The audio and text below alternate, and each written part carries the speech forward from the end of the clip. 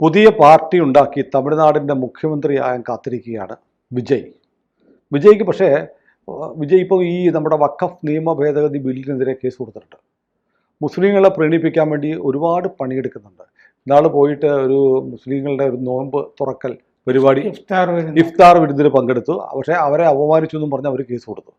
ഇപ്പോൾ വിജയുടെ കളി അത്ര നല്ലതല്ല എന്ന് കരുതി മുസ്ലിം പണ്ഡിതർ, മുസ്ലിം മതമേധാവികൾ വിജയ്ക്കെതിരെ ഫത്വ പുറപ്പെടുവിച്ചിരിക്കുകയാണ്.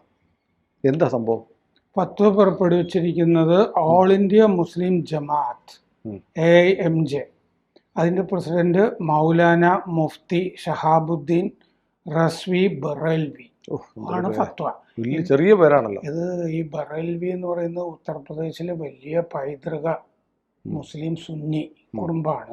പണ്ഡിതന്മാരുടെ ഒരുപാട് പരമ്പര ഉണ്ടായിരുന്ന ഖിലാഫത്ത് കാലത്തൊക്കെ വലിയ പ്രസംഗങ്ങളൊക്കെ നടത്തിയിരുന്ന ബറേൽവിയൊക്കെ ഉണ്ട്. അദ്ദേഹമാണ് ഫത്വ പുറപ്പെടുവിച്ചിരിക്കുന്നത്. മുസ്ലിങ്ങൾ ഇനി വിജയിന്റെ ഇന്ത്യയിലെ സുന്നി മുസ്ലിങ്ങൾ ഇനി വിജയിന്റെ കൂടെ നിൽക്കരുത് എന്നാണ് ഫത്വ. വിജയുടെ സിനിമ കാണാവോ? മുസ്ലിങ്ങൾ കാണാൻ പാടില്ല, സിനിമയെ കാണാൻ പാടില്ല, കാണാൻ പാടില്ല, പ്രത്യേകിച്ച് പറയേണ്ട കാര്യമില്ല. അല്ല, ഇതില് സിനിമ വിഷയമാണ് ഈ ഫത്വയുടെ അകത്ത്. ഇയാളുടെ മുമ്പത്തെ സിനിമയില് മുസ്ലിങ്ങളെ മുഴുവൻ ഭീകരവാദികളായി ചിത്രീകരിച്ചിരിക്കുന്നു എന്ന് പറഞ്ഞിട്ടുണ്ട്. അപ്പോൾ മുസ്ലിങ്ങളെ നെഗറ്റീവായി കണക്കാക്കുന്ന ഒരാളാണ് വിജയ്. ചോദിക്കട്ടെ, ഈ കാശ്മീരി ഭീകരന്മാരുടെ സിനിമ എടുക്കുമ്പോൾ അവർക്ക് രാമൻ നായർ എന്ന് പേരിടാൻ പറ്റുമോ? ഒരു കാര്യം പറയേണ്ടി വരും. ഇദ്ദേഹം മറ്റേ ഗർഭാപസിൽപ്പെട്ടതായിരുന്നു. മുമ്പ് ഇയാളുടെ പേര് ബീരാൻകുട്ടി എന്നായിരുന്നു എന്നൊക്കെ അപ്പൊ മുസ്ലിങ്ങളെ നെഗറ്റീവായിട്ട് ഇയാൾ കാണിക്കുന്നു. ഇയാളുടെ ഈ മറ്റേ ഇഫ്താർ വിരുന്ന് ഇയാൾ നടത്തിയല്ലോ മുസ്ലിങ്ങൾക്ക്, അതിൽ മുഴുവൻ ചൂതാട്ടക്കാരും മദ്യപന്മാരുമായ മുസ്ലിങ്ങളെയാണ് ക്ഷണിച്ചിരുന്നത്. അവരൊന്നും യഥാർത്ഥ മുസ്ലിങ്ങളും ആയിരുന്നില്ല. അങ്ങനെ ചൂതാട്ടക്കാരെയും മദ്യപാനികളെയും പ്രോത്സാഹിപ്പിക്കുന്ന തന്നെ ഇസ്ലാമിന് വിരുദ്ധമാണ്. അപ്പോൾ ഇയാൾ നടത്തിയ മുസ്ലിങ്ങളെ ആകർഷിക്കാൻ വേണ്ടി നടത്തിയ ഇഫ്താർ വിരുന്നും കുളമായി. അത് ഇയാളുടെ കൂടെ ഇപ്പോഴുള്ളത് ആ പ്രശാന്ത് കിഷോറാണല്ലോ. ആളിങ്ങനെ ഓരോ മണ്ടത്തരം പറയും, ഈ സ്വന്തം വിവേകം ഉപയോഗിച്ചിട്ടുണ്ടാവില്ല. അപ്പോൾ ബറേൽവി പറയാണ്, അദ്ദേഹം രാഷ്ട്രീയ കക്ഷി ഉണ്ടാക്കി മുസ്ലിങ്ങളുമായി നല്ല ബന്ധം ഉണ്ടാക്കാൻ നോക്കി. എന്നാൽ മുസ്ലിങ്ങൾ ഭീകരവാദികൾ എന്ന് സിനിമയിൽ കാണിച്ചു. ഇഫ്താർ വേദിയിൽ ചൂതാട്ടക്കാരെയും മദ്യപരെയും ക്ഷണിച്ചു. തമിഴ്നാട്ടിലെ സുന്നികൾ ശുഭിതരാണ്. അവർ ഫത്വ പുറപ്പെടുവിക്കണമെന്ന് ആവശ്യപ്പെട്ടു. ഞാൻ അതിറക്കുന്നു. മുസ്ലിങ്ങൾ വിജയിന്റെ കൂടെ നിൽക്കരുത്. ഇതാണ് തമിഴക വെற்றிക്കഴകത്തിനൊരു വല്ലാത്ത വെട്ടൽ ആയിപ്പോയി ഇത് സുന്നികളുടെ ഭാഗത്തു നിന്ന്. അപ്പോൾ TVK അടുത്ത കാലത്ത് വൈ സെക്യൂരിറ്റി ചോദിച്ചതായിട്ട് റിപ്പോർട്ടുകൾ വന്നിരുന്നു. കേന്ദ്രം കൊടുത്തു. അത് ചോദിച്ചിരുന്നു. മുസ്ലിങ്ങളുടെ ഭീഷണി, ആ കേസൊക്കെ കൊടുത്തില്ലേ, മുസ്ലിം ഭീഷണി ആയിരുന്നു. മറ്റേ ഇഫ്താറിന് കഴിഞ്ഞിട്ടാണ് അത്. ഇയാളുടെ കത്തി, ബീസ്റ്റ് തുടങ്ങിയ സിനിമകളിൽ മുസ്ലിങ്ങളെ വളരെ മോശമായിട്ടാണ് ചിത്രീകരിച്ചിരിക്കുന്നത് എന്ന് ഇദ്ദേഹം പറയുന്നുണ്ട്. അതുകൊണ്ട് ഭീഷണിയെന്ന് തോന്നി ആഭ്യന്തര വകുപ്പിൽ നിന്ന് സുരക്ഷ ആവശ്യപ്പെട്ടതാണ്. ഈ VCK വിടുതലെ ചിരുതൈകൾ കക്ഷി, അതിൻ്റെ വക്താവ് വന്യരശും പറഞ്ഞിട്ടുണ്ട്, ഇയാളുടെ സിനിമയിൽ മുസ്ലിങ്ങളെ മോശമായി ചിത്രീകരിച്ചതുകൊണ്ട് സുരക്ഷ ആവശ്യപ്പെട്ടതാണ്. അയാളുടെ പാരമ്പര്യം ശരിയല്ല. അപ്പോൾ വിജയ് അല്ലേ, വിജയ് എന്നല്ലേ പേര്? ജോസഫ് വിജയ്.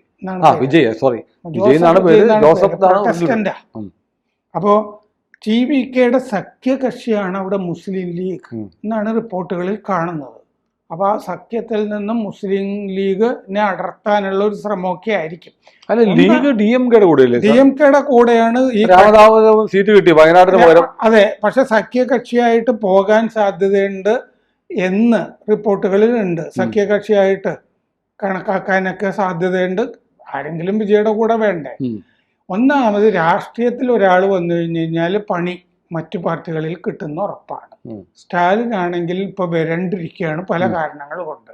അഴിമതി കേസ്, ടാസ്മാക് അഴിമതി, അതെ, വീണ്ടും NDA മുന്നണി, AIADMK BJP ബന്ധം, അങ്ങനെ പല കാരണങ്ങളും ഉണ്ട്. അപ്പോൾ ഈ ഒരു കാരണവശാലും ലീഗും വിജയുമായിട്ട് ബന്ധം ഉണ്ടാകരുത്, ഇയാള് രാഷ്ട്രീയ രംഗത്ത് തന്നെ ഉണ്ടാകരുത് എന്നും താല്പര്യവും ഉണ്ടാവും.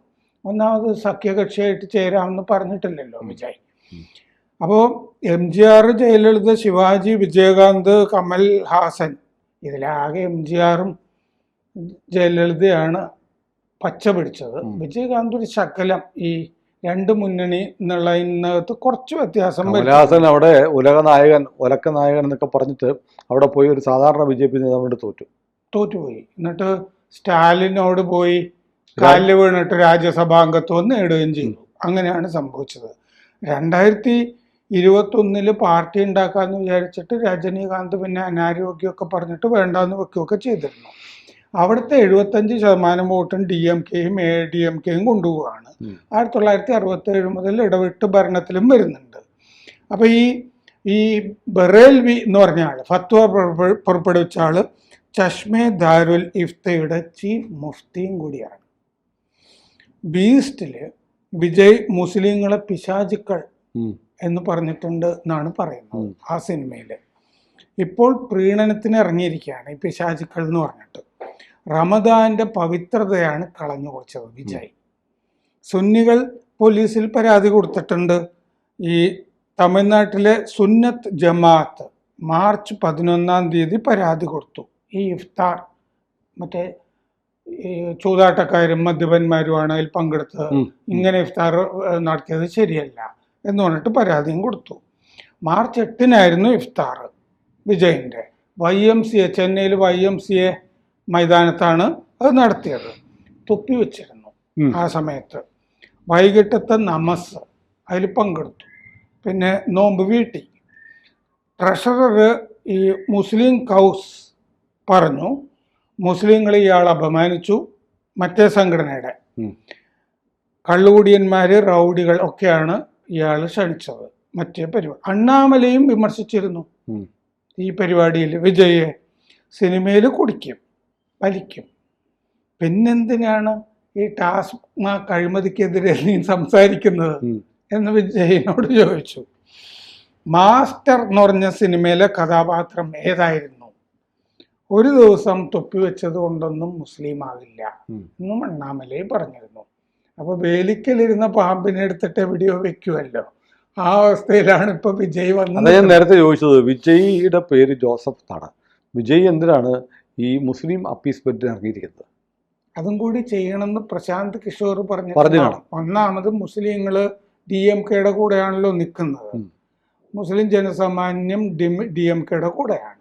DMKയിൽ നിന്ന് അവരെ ഇങ്ങോട്ടെടുക്കണം, എന്നിട്ട് നമുക്കൊരു മൈനോറിറ്റി കക്ഷിയാകണം എന്നൊക്കെ പ്രശാന്ത് കിഷോർ പഠിപ്പിച്ചിട്ടുണ്ടാവും. ആ വഴിക്ക് പോയതാണിത്. അത് മര്യാദയ്ക്ക് കാര്യങ്ങൾ പറഞ്ഞാൽ മതി. മുസ്ലിമായി ഭാവിക്കേണ്ട കാര്യമൊന്നും ഉണ്ടായിരുന്നില്ല. അപ്പൊ അതുകൊണ്ട് സഹയാത്രികനായിട്ട് പോകാതെ പുള്ളി സഹശയനത്തിന് പോയി. അതാണ് പറ്റിപ്പോയത്. അങ്ങനെയാണെങ്കിൽ ഈ പൈതൃകം മുഴുവൻ സിനിമ ഇപ്പോഴും നിലനിൽക്കുകയാണല്ലോ. സിനിമയിൽ ഇയാൾ മുസ്ലിങ്ങൾക്കെതിരെ എന്തൊക്കെ പറഞ്ഞു, ഏതൊക്കെ സിനിമയിൽ ഭീകരരായിട്ട് ചിത്രീകരിച്ചു. അല്ല, അതൊക്കെ സത്യം പറഞ്ഞാൽ അതൊന്നും വിജയുടെ കോപ്പല്ലോ, സ്ക്രിപ്റ്റിന്റെ അല്ലേ. ഇത് രാഷ്ട്രീയമാണിത്, രാഷ്ട്രീയമാണ്. വിജയ്ക്കെതിരെ എന്തുകൊണ്ടാണ് വിജയെ ഒരു ടാർഗറ്റ് ചെയ്യുന്നത് എനിക്ക് മനസ്സിലാവുന്നില്ല. അതിൽ രണ്ട് കാര്യം പറഞ്ഞല്ലോ. ഒന്ന്, ലീഗ് ചിലപ്പോൾ സഖ്യത്തിൽ ചേരും, ഈ ന്യൂനപക്ഷ കക്ഷികളുടെ സഖ്യമുണ്ടാകാം എന്നുള്ള റിപ്പോർട്ട് DMKയുടെ സ്റ്റാലിന്റെ കയ്യിലൊക്കെ വന്നിട്ടുണ്ടാവും. ലീഗ് അവിടെ വലിയ രാഷ്ട്രീയ ശക്തിയൊന്നും അല്ലല്ലോ. ലീഗ് രാഷ്ട്രീയ ശക്തി അല്ലെങ്കിലും മുസ്ലിങ്ങളുണ്ടല്ലോ, സുന്നി മുസ്ലിം, മുസ്ലിങ്ങളുടെ വോട്ടാണ് ഇതിൻ്റെ അകത്ത് രാഷ്ട്രീയം നോക്കുന്നത്. അപ്പൊ ബറേൽവിയുടെ അടുത്തേക്ക് ദൂതന്മാർ പോയിട്ടുണ്ട്. ആരുടെയോ ദൂതന്മാർ പോയിട്ടുണ്ട് എന്നുള്ളത് അല്ല, പിന്നെ സ്റ്റേറ്റ്മെന്റ് വരത്തില്ല, ഓപ്പറേറ്റഡ് ആണ് ഇത്. കുക്ക്ഡ് അങ്ങേര് ഇതൊക്കെ ശ്രദ്ധിച്ചു. അതെ, ഈ ഫത്വ എന്ന് പറഞ്ഞത് വേവിച്ചെടുത്തതാണ്. ആര് വേവിച്ചു, ആര് അരി അടുപ്പത്തിട്ടു, ആര് തീ കത്തിച്ചു എന്നുള്ളതാണ് നീ അറിയേണ്ടത്. ഈ പരാതി കൊടുത്തൊരു സംഘടനയുണ്ടല്ലോ, ഈ സയ്യദ് കൗസ് എന്നൊക്കെ പറഞ്ഞ ആള്, TN സുന്നത്ത് ജമാഅത്ത്, ഇത്തരം സംഘടനകളൊക്കെ അതിന് വേണ്ടിയിട്ടാണല്ലോ ഈ സ്റ്റാലിനെ പോലുള്ളവരുടെ നിന്ന് കാശ് വാങ്ങി അവർക്ക് വേണ്ട കാര്യങ്ങൾ കൊടുക്കാം. അതെ, വേണ്ട കാര്യങ്ങൾ ചെയ്യും. ഏതായാലും വിജയ്ക്ക് കിട്ടിയിരിക്കുന്ന ഫത്വ നടപ്പാക്കുകയാണെങ്കിൽ വിജയുടെ സിനിമ കാണാൻ ആരും കാണത്തില്ല. അത് കാണില്ല. സിനിമ ഒരു കലയാണ് സാർ. ഏത് ഫത്വ വന്നാലും ആളുകൾ നല്ല പടമാണ് കാണാൻ പോകും. അതായിരിക്കും. പക്ഷെ ഈ കേരളത്തിൽ സംഭവിച്ചത് നോക്കൂ. ആ എമ്പുരാനെതിരെ വലിയ കോലാഹലം ഉണ്ടായ ശേഷം ഇവിടെ സിനിമയെ പറ്റി വലിയ സംസാരം ഇല്ല. സിനിമ പിന്നീട് വന്ന അത് ചർച്ചയെ അത് പറ്റി വളരെ രസകരമായ കാര്യമുണ്ട്. എന്നോട് കഴിഞ്ഞ ദിവസം ഒരാൾ പറഞ്ഞു, ഇപ്പം ബേസിൽ തുടങ്ങിയ ജനപ്രിയ നടന്മാരുണ്ടല്ലോ, അവരുടെയൊക്കെ പടം തിയേറ്ററിലുണ്ട്. പക്ഷെ റംസാൻ കഴിഞ്ഞിട്ടും വിഷു ആയിട്ടും സ്കൂൾ വെക്കേഷനായിട്ടും തിയേറ്ററുകളിൽ ആളില്ല. ആളില്ല. അപ്പോൾ വലിയ എമ്പുരാന് ശേഷം എമ്പുരാൻ്റെ പേരിലുണ്ടായ വലിയൊരു വിവാദം ഒരു വലിയ വിഭാഗം ആളുകളെ തിയേറ്ററിൽ നിന്ന് എന്നാ പറ്റി? അകറ്റി. മമ്മൂട്ടിയുടെ സിനിമയെ പറ്റി ഞാനത് കണ്ടു, അത് ഇതാണെന്ന് ഒരാളും പോസ്റ്റ് ഇട്ടിട്ടില്ല. ഇല്ല, സിനിമകളെല്ലാം വീണുപോയി.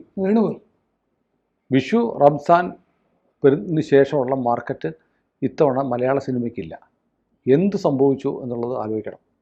അത് എമ്പുരാന്റെ ഉണ്ടാക്കിയെടുത്ത കള്ളക്കണക്കും ഒക്കെ എമ്പുരാൻ മാത്രമല്ല, എമ്പുരാനും തകർന്നു. എമ്പുരാൻ പിന്നാലെ വന്ന സിനിമകളെയും തകർത്തു കളഞ്ഞു. അതാണ് എമ്പുരാൻ ചെയ്ത ദൗത്യം.